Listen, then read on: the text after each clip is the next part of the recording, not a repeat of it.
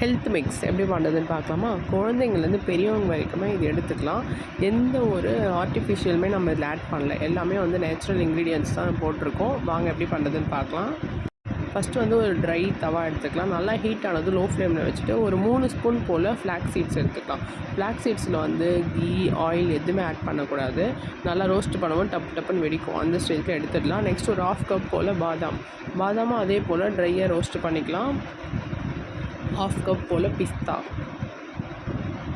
பிஸ்தாவையும் அதே போல் ரோஸ்ட் பண்ணி எடுத்துக்கலாம். நெக்ஸ்ட் வந்து அக்ரூட்டையும் அதே போல் ரோஸ்ட் பண்ணிக்கலாம். அக்ரூட் வந்து ரொம்ப ரோஸ்ட் பண்ணிடாதீங்க, ஓரளவுக்கு ரோஸ்ட் ஆனானே எடுத்துருங்க. நெக்ஸ்ட் ஒரு 1/2 கப் அளவுக்கு முந்திரி ரோஸ்ட் பண்ணி எடுத்துக்கலாம்.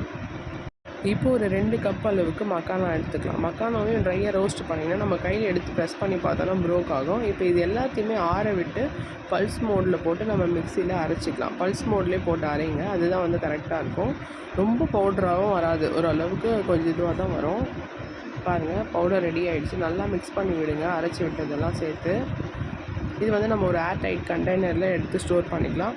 டெய்லி ஒரு கிளாஸ் பாலில் ஒரு ஸ்பூன் நம்ம ஆட் பண்ணிக்கலாம். நம்ம ஸ்வீட்டுக்காக சுகர் நிறைய பேர் இப்போ சாப்பிட்றது இல்லை, அதனால் நாட்டு சக்கரை அந்த மாதிரி ஆட் பண்ணிக்கலாம். அது நம்மளோட விருப்பம் தான். ஆட் பண்ணாத எடுத்துக்கிட்டாலும் ஓகே, அதுவும் நல்லது தான். ட்ரை பண்ணி பாருங்கள், எப்படி இருக்குன்னு சொல்லுங்கள். நம்ம ஹோம்மேட் ஹெல்த் மிக்ஸ்.